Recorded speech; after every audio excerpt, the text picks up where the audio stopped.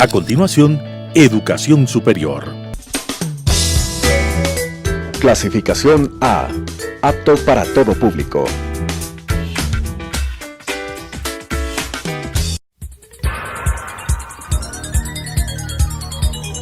Las opiniones vertidas en este espacio por la producción y dirección del programa son de exclusiva responsabilidad de sus autores y de quienes intervienen en ellos. Telesucesos Canal 29 UHF presenta Educación Superior, un programa que trata del aseguramiento de la calidad de la educación superior con la conducción del Dr. Gustavo Estrella. Educación Superior. Amables televidentes, en el día de hoy vamos a presentar un programa relacionado con la educación superior titulado La arquitectura y la formación de arquitectos en la educación superior. Para tratar este tema hemos invitado al señor arquitecto Ricardo Moncayo, distinguido profesor de la Facultad de Arquitectura de la Universidad Central del Ecuador. El arquitecto Ricardo Moncayo ha sido por 2 ocasiones decano de la Facultad de Arquitectura de la Universidad Central. Además, ha sido constructor, especialmente sobre viviendas de interés social. Y también el arquitecto Moncayo se ha dedicado un tanto a la política, habiendo sido asambleísta por la provincia de Chimborazo en el periodo anterior. Ricardo, muchas gracias por aceptar esta invitación. Bienvenido. Gracias, distinguido amigo Gustavo. Es un gusto conversar contigo y de un tema tan apasionante que es el tema de la arquitectura. Gracias, Ricardo. Bueno, para iniciar el tema que nos ocupa el día de hoy, ubiquemos a la arquitectura. ¿Es una ciencia? ¿Es un arte? ¿Es una técnica? ¿Es social? Por favor, Ricardo. Yo diría que son las 4 cosas. Es una ciencia en la medida en que el arquitecto debe dominar ciertos aspectos fundamentales de la ciencia, como por ejemplo de la física.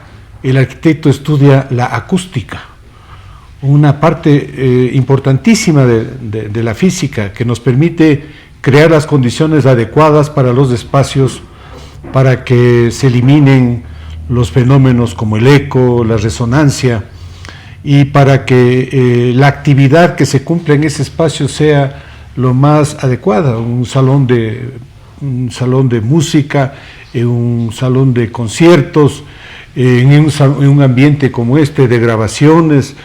Es decir, la ciencia está presente en la formación del arquitecto con la física.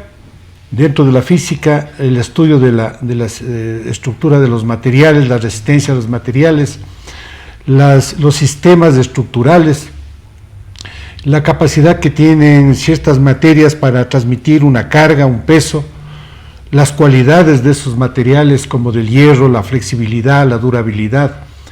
Es decir, el arquitecto necesita un dominio preciso de la ciencia, de las matemáticas, para que su actividad sea positiva, es decir, que garantice la seguridad de los espacios que el arquitecto ha creado. Es ciencia también en la medida que utiliza recursos como la luz.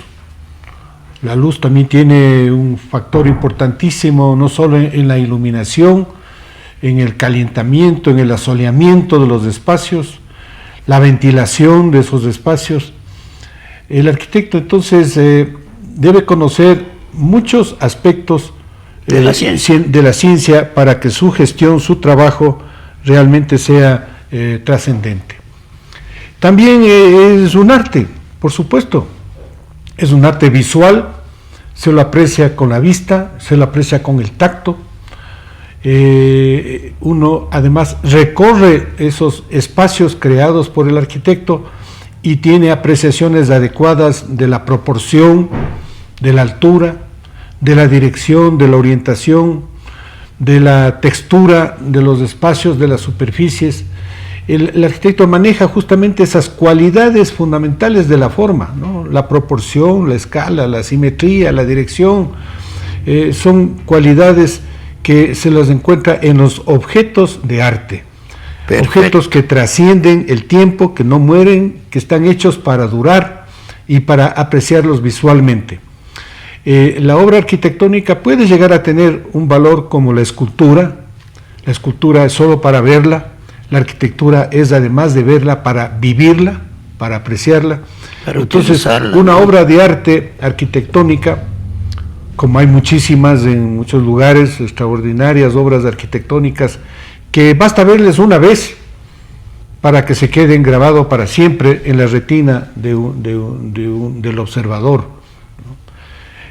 También es una técnica, porque al momento que el arquitecto entra a construir, a edificar, a levantar con materiales resistentes su obra arquitectónica y convertirle ya en una construcción, en un objeto, necesita el dominio de los equipos de construcción, el manejo de las cualidades de la materia, de la durabilidad, de la piedra, las características del hormigón, de la madera, etcétera, etcétera. Es decir, es una técnica muy precisa, muy exacta, porque maneja tiempos, maneja economía, maneja recursos y maneja una programación entre avance de obra, el tiempo y los resultados finales, ¿no?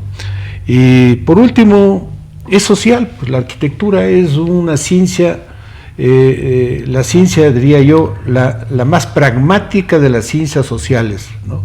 Es decir, una ciencia social que garantiza, asegura la calidad de la vida de una sociedad, asegura la calidad del espacio en el que se crían nuestros niños, la calidad del espacio donde se forman nuestros jóvenes, la calidad del espacio donde vive una sociedad, vive un grupo humano. Entonces, por eso es que el arquitecto necesita un dominio profundo de la sociología, de la antropología, debe conocer la historia, para que su trabajo, su producción arquitectónica encuadre perfectamente con los objetivos del hombre, con los objetivos de la sociedad, con los objetivos de la humanidad. Darle seguridad, darle garantía de una calidad de vida, de tal suerte de que el arquitecto de esa manera se convierte en el creador del entorno para la vida. En este entorno que estamos hablando de el ámbito de la arquitectura, un entorno multidisciplinario podríamos llamarle, ¿cuál es entonces el fin de la arquitectura? Si tomamos en cuenta estos elementos que tú acabas de mencionar, ¿cuál es el fin de la arquitectura? Repito, darle la mejor calidad de vida al individuo, a la familia, a la sociedad, respetando justamente la naturaleza, el entorno, para que la vida de la persona tenga todos los aspectos positivos, cualitativa y cuantitativamente. Es decir, el uso del espacio creado por el arquitecto va dirigido siempre a optimizar la vida, darle más años de vida. Por ejemplo, un ejemplo muy simple, toda casa diseñada por un arquitecto debe tener suficiente asoleamiento, es decir, permitir que el sol entre todos los días durante las 8 horas, entre y visite la casa por la mañana o por la tarde, de tal manera de que el aspecto de la salud esté perfectamente asegurado con el asoleamiento. Lo mismo la ventilación. Una casa no puede estar cerrada. Recuerden ustedes los problemas que se daban en el siglo XVIII en París, era por la falta de asolamiento, no había ventilación, entonces la tuberculosis se produjo de manera espontánea por la humedad y por la falta de asoleamiento. Las dimensiones que el arquitecto, por ejemplo, ya como urbanista, genera en una vía, en una calle, si el arquitecto diseña unas calles de 5 o 6 metros de ancho máximo, donde los chicos no pueden ni jugar ni circular, esos niños se crían con ese aspecto de limitación del espacio y pueden tener un desarrollo de su personalidad con un profundo resentimiento, porque si tú no creces en espacios amplios, con jardines, con parques, con espacios verdes, en calles amplias donde tú puedes desenvolverte, aún jugar, no solo moverte, el resultado es una vida encerrada, una sociedad resentida, cuando lo que más deberíamos nosotros utilizar es el espacio. Correcto, Ricardo. El arquitecto pues entonces debe tomar en cuenta todo lo que tú has mencionado para proveer de una vida digna al ser humano, en definitiva, ¿no? En la familia o en la misma sociedad.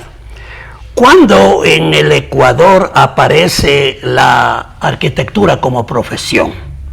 ¿Cuándo pues las universidades o alguna universidad puso ya una escuela de arquitectura acá en el Ecuador? Bueno, como profesión nace en Quito.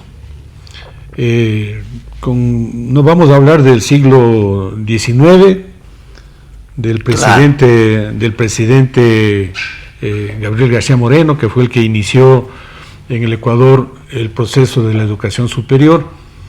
Hablemos de la arquitectura exclusivamente. Exactamente. ¿Cuándo aparece como escuela? Aparece como escuela cuando el alcalde Andrade Marín, ante un crecimiento desordenado de Quito, decide el municipio de Quito traer un urbanista, un arquitecto especializado en el desarrollo urbano norteamericano o de la ciudad de Montevideo. Y es de Montevideo justamente que viene el arquitecto Alberto Acosta, que era el decano de arquitectura de la Universidad Nacional de Uruguay. Da unas charlas aquí en el Ecuador, una charla relacionada a la formación del arquitecto, y de esa charla nació la necesidad de que exista una escuela de arquitectura, porque es una carrera que garantiza, repito, la calidad de vida y el uso adecuado del espacio y del crecimiento de las ciudades. Luego del arquitecto Acosta viene el arquitecto Jones Odriozola, otro uruguayo, ya contratado para hacer el plan de desarrollo de Quito, el ordenamiento urbano de Quito, el primer plan urbano de Quito. Este arquitecto Jones Odriozola es contratado por la Universidad Central para que prepare el programa de estudios de arquitectura. No se quedó aquí Jones Odriozola, pero dejó a uno de a sus asistentes, al más valioso, el más importante de ellos, que era el arquitecto Gato Sobral. Él es el que planifica algunos edificios de la Universidad Central y da lugar y crea la Escuela de Arquitectura. Qué interesante, Ricardo. ¿Qué papel juega, discúlpame, en esta historia que estás mencionando, el arquitecto Sixto Durán Ballén, ya que él, entiendo yo, fue profesor de la escuela esta que tú mencionas, que fue conformada en esa época? ¿Qué papel jugó el arquitecto Sixto Durán Ballén? Yo diría el papel esencial, el papel más importante, destacado. Él fue un arquitecto graduado en Estados Unidos, había tenido ya una cantidad de obras a ejecutadas en el Ecuador. Él se puso al frente, por ejemplo, de la reconstrucción de la zona central de la República luego del terremoto de Ambato. Y el arquitecto Sixto Durán Ballén forma la Escuela de Arquitectura junto con otros arquitectos ecuatorianos, y es el doctor Julio Enrique Paredes, el rector de la Universidad Central, ¿no? El que da lugar y crea y aprueba el primer plan de estudios de arquitectura.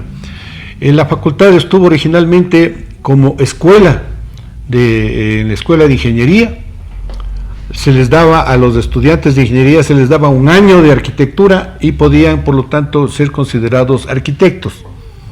Pero ya en el año 59 se crea la Facultad de Arquitectura en la Universidad Central del Ecuador.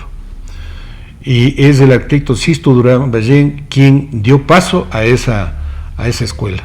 Qué bien, Ricardo, muy bien. Un relato histórico corto, pero muy bien llevado, Ricardo. Nos has hecho conocer importantes datos. ¿Cuál es la situación actual de la carrera de arquitectura acá en el país? Bueno, yo diría que es el momento de la carrera de arquitectura. Han proliferado escuelas de arquitectura en el Ecuador. Prácticamente en las ciudades más importantes del Ecuador, en las universidades que existen en esas ciudades, ya hay carreras de arquitectura. Aquí en Quito mismo me parece que 6 o 7 universidades ofrecen esa carrera de arquitectura. Y claro, se ha visto la necesidad de más arquitectos en la medida en que, por ejemplo, hay 221 municipios en el Ecuador. Hay cerca de 1 millar de juntas parroquiales y los municipios, de acuerdo a la Constitución, tienen las competencias de ofrecer, obligatoriamente tienen que dar agua potable, alcantarillado, vías, transporte, y para cada una de esas actividades tú necesitas hacer un estudio y el arquitecto se convierte en el consultor ideal para que los municipios, las juntas parroquiales, hagan un trabajo adecuado, apropiado, no político, sino técnico y ojalá artístico en cada uno de sus lugares de trabajo. Entonces, la arquitectura en este momento en el Ecuador tiene gran demanda, gran necesidad, y podría decirse de que de las carreras que los jóvenes en el Ecuador están buscando, la arquitectura es una de ellas. Lamentablemente, la capacidad física de las universidades no permite acoger a un mayor número de estudiantes de arquitectura y de acuerdo al examen que tienen que dar, tienen que obtener más de 850 puntos para poder acceder a una universidad estatal. Perfecto. ¿Se ha hecho algún estudio de oferta-demanda de la profesión de los arquitectos? ¿Hay suficientes arquitectos? ¿Demasiados? ¿Pocos? Estimo que sí. Para dar paso a una universidad, estimo que uno de los requisitos es hacer un estudio de la demanda. Puede ser que en este momento no exista suficiente trabajo para los arquitectos y haya una gran cantidad de arquitectos subutilizados o que estén haciendo una actividad diferente a la de la arquitectura, debido justamente a que los recursos económicos cada vez son más escasos y las familias ecuatorianas no están en capacidad de contratar un arquitecto, y como tampoco las normas, las ordenanzas son tan exigentes, y si bien exigen la presencia de un arquitecto en un proyecto, no tienen la capacidad de controlar ese crecimiento de las ciudades que sea cumplido con el papel del arquitecto como diseñador. Claro, como profesional. Y yo diría, por ejemplo, aquí en Quito se conoce perfectamente que el 90% de las viviendas son planificadas, son construidas sin la participación de un arquitecto.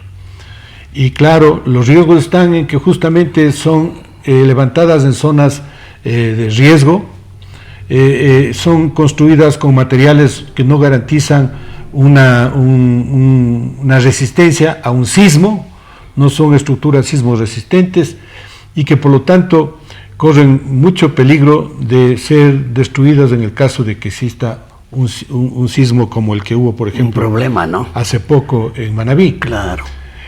Hay demanda por la carrera de arquitectos, de arquitectura, porque yo diría de alguna manera es una carrera artística, atractiva, que motiva a hombres y mujeres a hacerle parte de la vida de uno esta carrera. Pero no garantizo yo que exista el espacio, el trabajo suficiente para que esos arquitectos no terminen frustrados porque han adquirido un conocimiento que no lo pueden aplicar, que no lo pueden utilizar porque no hay demanda para eso. La ocupación fundamental de un arquitecto tiene una dualidad, el diseño y la construcción. ¿Cómo ves tú estas dos aristas de la profesión de arquitecto? Bueno, este tema que tú me planteas, Gustavo, es un tema muy interesante, permanente. Te comento que hace 100 años, cerca de 100 años, hubo el tercer Congreso Panamericano de Arquitectos, esta vez fue en Buenos Aires. El primer Congreso Panamericano de Arquitectos se dio en el Uruguay. Y en el tercero, el que hubo en Buenos Aires, el tema central del Congreso era definir si la arquitectura es un arte o si la arquitectura es una técnica. Y fueron los dos temas que estuvieron a todos los delegados, representantes de todos los países de América, discutiendo. De paso te comento que del Ecuador asistió el embajador Carlos Manuel Larrea, me parece. Él asistió como delegado de los arquitectos del Ecuador a ese congreso. ¿Por qué? Porque no habían arquitectos suficientemente, en número suficiente como para que él nos represente. Y en ese congreso se llegó a esa conclusión. El arquitecto es un artista como diseñador y el arquitecto es un técnico como constructor. Y de ahí en adelante al arquitecto se lo forma en esas dos vertientes.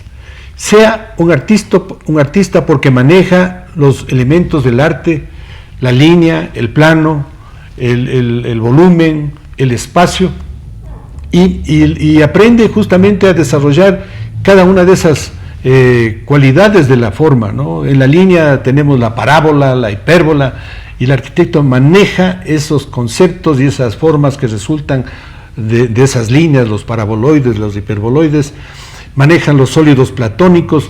Es decir, el arquitecto tiene un lenguaje plástico extraordinario, que cuando se combina la creatividad del arquitecto con las cualidades de los materiales y de las formas, el resultado es una hermosa arquitectura digna de verse y digna de vivirse. Así es que, insisto, el arquitecto está en capacidad como diseñador de poner en el papel, más aún ahora que tiene herramientas extraordinarias que le permiten trabajar. Claro, ya la tecnología ayuda mucho. Una ¿no? tecnología en 2 dimensiones. También ahora puede hacerlo en 3 dimensiones, mientras antes teníamos que hacer una maqueta, ahora no, ahora con un sistema en 3 dimensiones podemos proyectar y hacer recorrer a la persona dentro del espacio que podemos planificar los arquitectos. ¿Cuáles, Ricardo, o cuáles son más bien las tendencias de la arquitectura moderna? ¿O qué escuelas, si se puede llamar de escuelas? Bueno, ¿Hacia dónde están dirigiendo los mentalizadores de la arquitectura en la actualidad sobre las ciudades, por ejemplo? ¿Hacia dónde dirigen?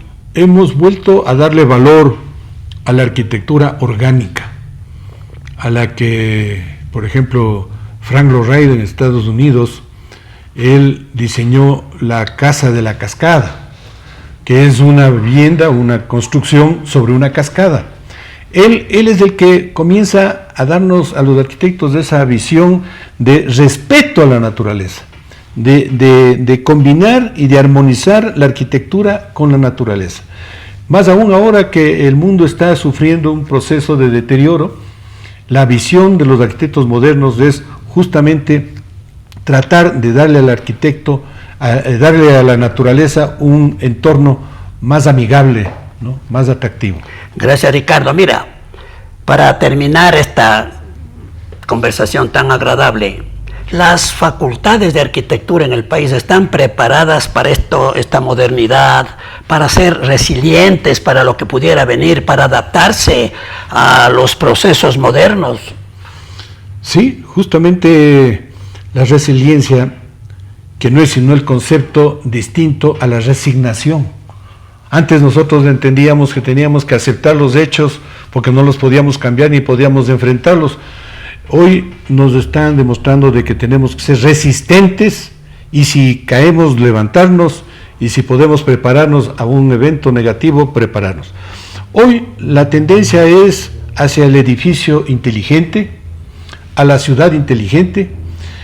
Estamos utilizando el mayor número de recursos para no afectar a la generación de energía eléctrica. Estamos justamente utilizando la altura, edificios de 10, 15, 20, 30 pisos, para que la densidad del uso del suelo sea más alto y no haya cada vez más y más metros cuadrados de pavimento y cada vez menos y menos metros cuadrados de espacios verdes, de jardines. Entonces, la arquitectura hoy es prácticamente donde se refleja la política de un Estado. O respetamos la naturaleza, o le damos espacios dignos, amplios y cómodos a la sociedad que estamos formando, o le volvemos a las ciudades unos verdaderos enclaustramientos de hormigón, y definitivamente por ahí no estamos los arquitectos. Por ahí no va el asunto. Ricardo, ha sido una conversación excelente, nos has ilustrado muchísimo con tu experticia desde la academia como profesor y como decano, y desde la praxis pues en la construcción de viviendas especialmente de tipo social. Te agradecemos muchísimo tu presencia, gracias Ricardo. Y amables televidentes, les agradezco por su presencia en este programa. Las opiniones vertidas en este espacio por la producción y dirección del programa son de exclusiva responsabilidad de sus autores y de quienes intervienen en ellos.